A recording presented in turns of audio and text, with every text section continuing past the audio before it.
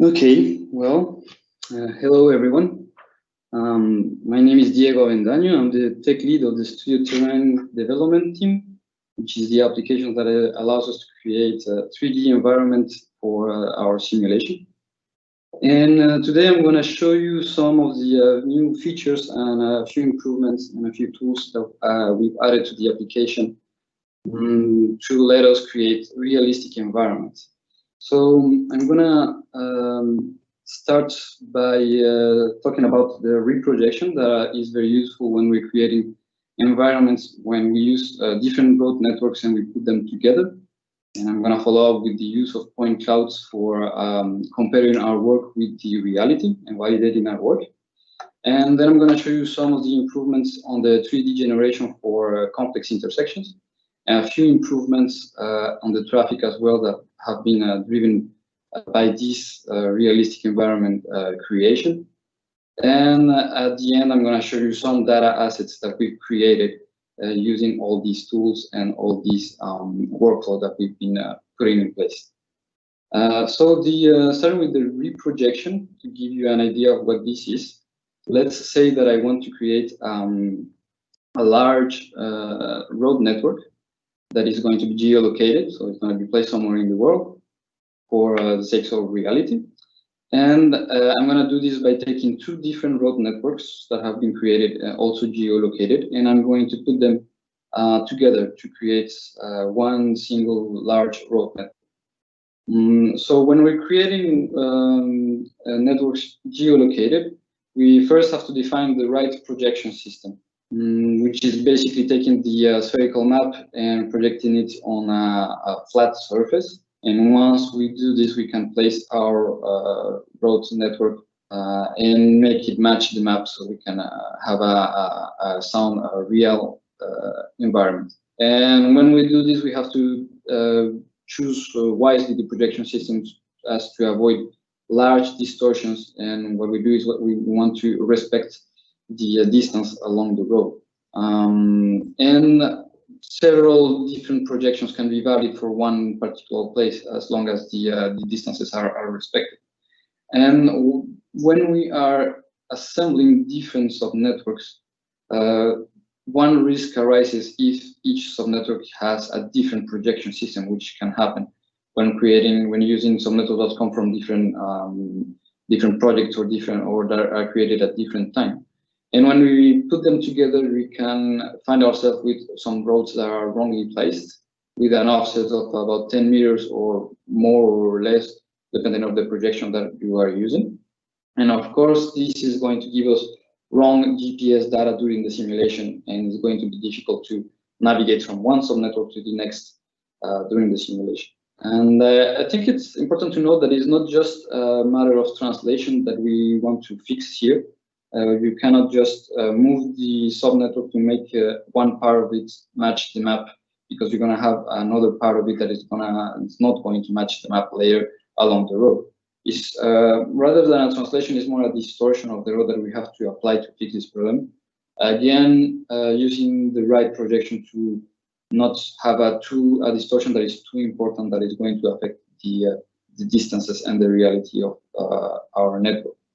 And that's where our reprojection tool comes in handy, because it's going to calculate the transformation from one projection system to another.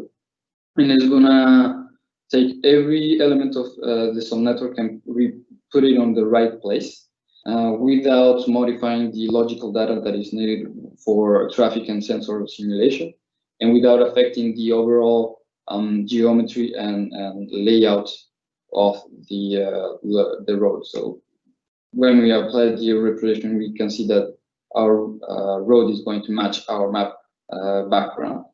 And of course, we have to do this as well with all the 3D that is associated with the subnetwork.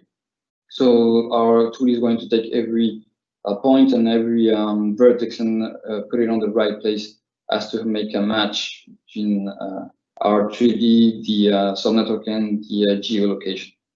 And this is going to be useful for you if you want to combine networks done by different services or given to you by different providers, or if you want to use subnetworks that are been created in different times with for different projects with different needs geolocation wise, and you can apply this on finished environments, so you don't have to create the environment from scratch to make it match to the right projection system. And this is going to be to make it easier to share your environment with others.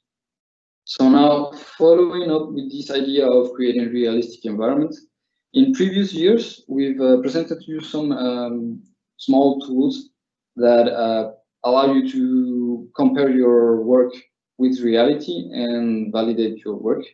And now you can use directly point clouds into SCANeR Studio Terrain. The point clouds are usually created with a leader scan. You can import the result into Studio Terrain and verify that the overall of your network and all your work corresponds to the geometry and the overall layout of the reality, because this is when you can overlap the point cloud with your work. And it's going also to help you validate, see which objects are near the road, and validate if your objects are on the right place. So you can overlap this and tweak the position and the height, and probably the dimension is a little bit more difficult, but you could change the dimension of your objects to get closer to reality. These point clouds are not really meant to be during the simulation, although you can launch it. But this usually is a large amount of data, and in Studio Terrain uses a system of level of detail to minimize the impacts on the performance. But during the simulation, you probably will have the performance that is affected. And the idea behind the point cloud is not to be used during the simulation, but more beforehand during the creation of the environment. So I think it's a useful tool, but not used in simulation in the final product. So now I wanted to show you the 3D generation on complex intersections, because when we create this kind of realistic environments, we usually start by using HD maps and files, external files that describe the road in a certain format. One example of this is the OpenDrive format. And when you see at the screen are two examples of intersections. And as you can see inside the intersection, there's a lot of data that it's a little bit difficult to read and process. But you can see that there are roads that overlap themselves, so they overlap one another inside the intersection. And from this, we are going to try and create automatically a 3D generation that gets close to the reality of this intersection. So to give you an idea, this is how an intersection will be created before. And we would usually basically ignore the information that is inside the intersection from the source data and use interpolation systems from the information on one road on one side of the intersection to the information on the other road at the other side of the intersection. And as you can see, visually is not always right, and we can have undesirable behaviors on the vehicle due to poorly placed sidewalks or surfaces that are very, very bumpy. And in some cases, if the difference of elevation between one road and the other is very high, you can really have almost real potholes that are going to really tip your vehicle one side or the other, and this is not desirable. So this is what the intersection looks like now if we take into account the information inside the intersection from the source data. And using a system of road priority, we can approximate surface of the intersection where the vehicle can drive.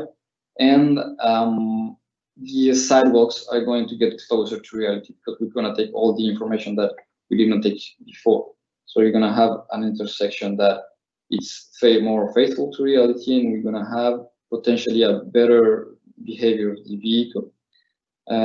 There's can still be some bumpiness at times, but this is already an improvement from the big potholes that I was telling you about. And this bumpiness usually comes from the fact that on the source data is not always perfect. The roads that overlap themselves might not be at the exact same height. And so the next step is for us to find ways to smooth this surface by finding ways of smoothing it between all the overlapping roads that are not at the same height. And this is already an improvement from the old ways of generating the intersection that is going to help us create a more realistic and immersive environment. So all this realistic environment is going to put the traffic module face different road configurations that we thought demanded some improvements on this area. So some of the improvements that were done in the traffic process include a better computation of optimal lanes to follow an itinerary. This means the vehicle is going to place itself at the right lane at the right time while minimizing the number of lane changes. This means, of course, that it has to have a better anticipation for placement, particularly near complex crossroads or highway exits. And it's going to adapt its maneuver parameters as well, such as speed, to better tackle some constrained infrastructure. So if I give you an example, here you see the vehicle that is placing itself on the left lane early on to follow its itinerary to go to the left. And it does so in anticipation of this solid road mark that would have prevented it from placing itself on the left lane if it would decide to do it later on. And so that way it can anticipate the right placement and follow its itinerary without any problem.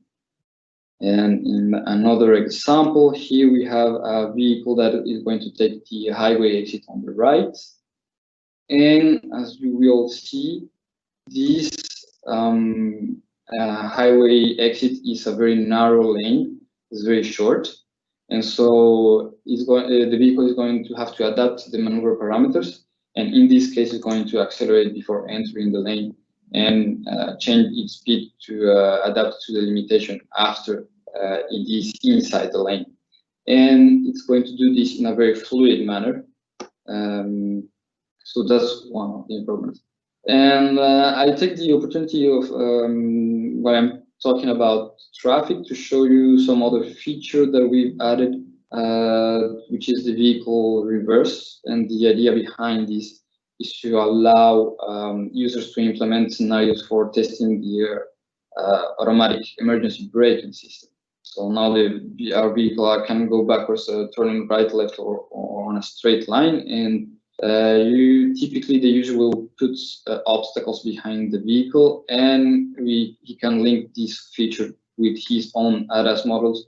He can use our own sensor detection models, or he can use his own sensor detection and tune it, and tune his model for automatic emergency braking system to define triggers when the system is activated and optimize the safety distance from the obstacle to the vehicle.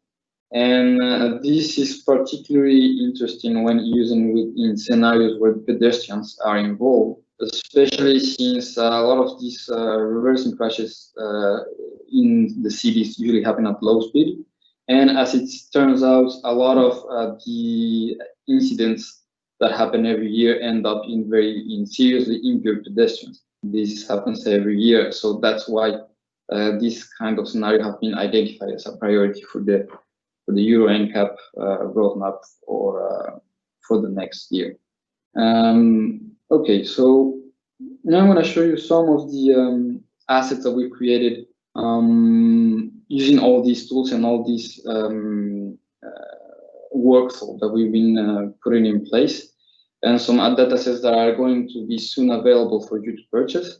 But first, I want to take just 2 seconds to, while I'm talking about datasets, to remind you about the scenario packs that were created by the UTAC CERAM in collaboration with AVSimulation using SCANeR Studio.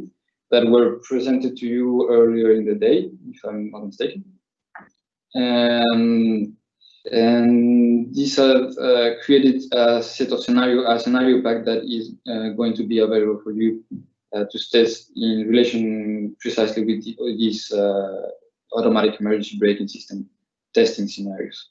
Okay, so going back to the environment, you are probably familiar with the Paris N118 road that we created in previous years, and now we're going to have soon for you the Paris N12, A12, A13 road network that we created using our tools.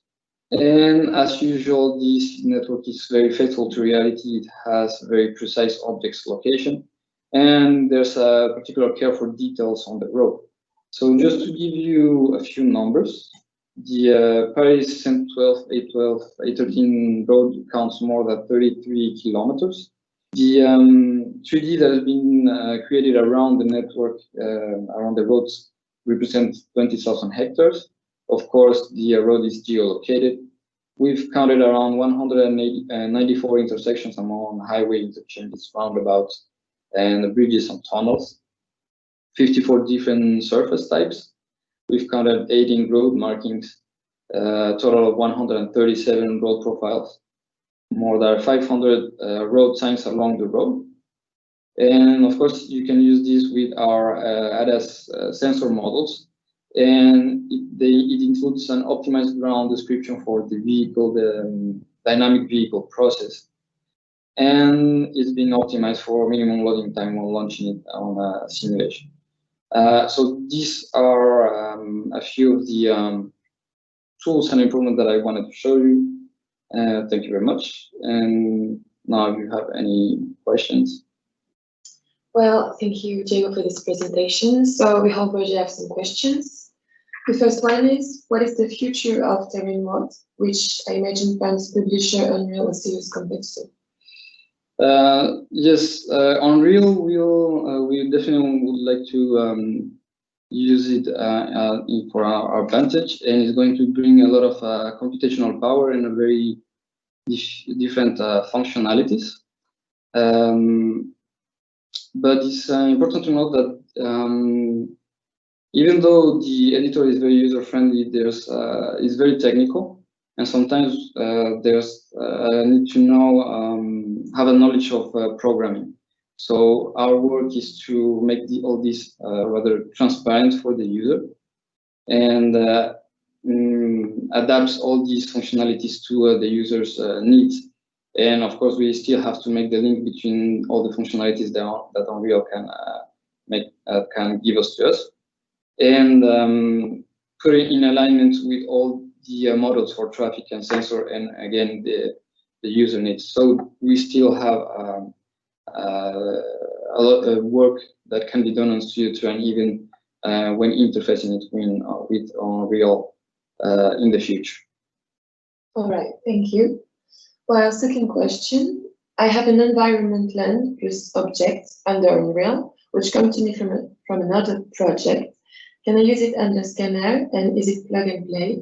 If not, what are the steps?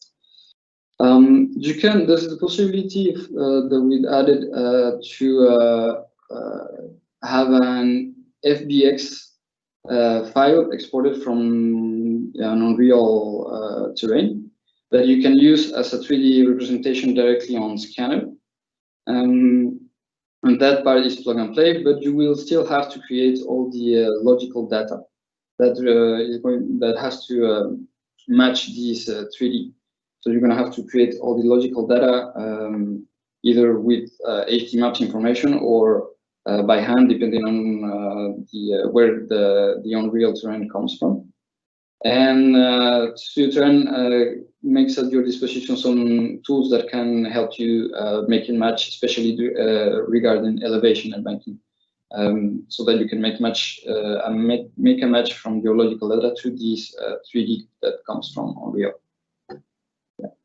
All right, thank you. Next question. How much work can I expect after an OpenDrive import?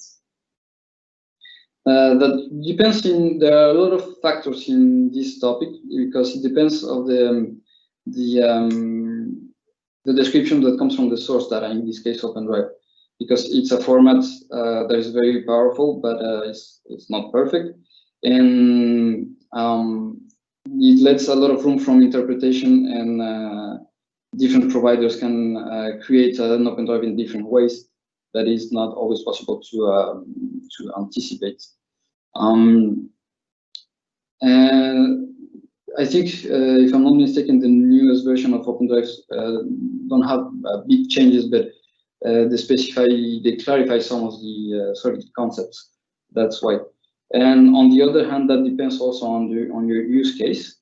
It depends on how you want to use the environment after you create it. If it's a simple environment that you want to use, or if you want to couple it with dynamic vehicle, or with sensors, or what you want to do afterwards, or if you're interested in close reality, or just on the logical data without any decoration around the environment. So the more complex the use case you want to accomplish, the more work you risk of having to do afterwards, after an import.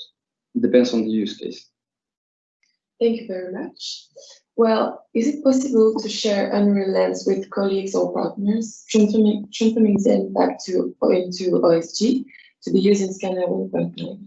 Yeah, so as I was saying before, you can, there are tools that allow you to create an FBX file from Unreal that you can share with other partners. But again, this is only, at this point, this is only the 3D that you can share. Then there's would still have some steps in order to have the correct logical data to use with our models afterwards. Okay, so we have another question. In the roadmap, is it planned to be able to drop objects in complex intersections? Yes, this is part of the objects. This is part of the roadmap, and this is going to drive also modifications on the traffic process, so that it can correctly take into account these road signs inside the intersections. Thank you very much. Another question, and I think this will be the last one. For your LiDAR L2, what environments and physicalized objects will you offer in SCANeR? Will it be possible for us to physicalize objects ourselves? We have at the moment few terrain already physicalized at your disposition with some objects. But what we're trying to do is to give the possibility to physicalize yourself your own terrains. This might come for some limitations at first, maybe, but we are more interested in letting the user create his own physicalized information and his own physicalized terrain. Okay, thank you very much. Well, I see that we have a lot of questions, so this session is now over, but don't hesitate to contact us and we will answer as soon as possible. Thank you all for your participation, and thank you again, Diego. Thank you. Bye.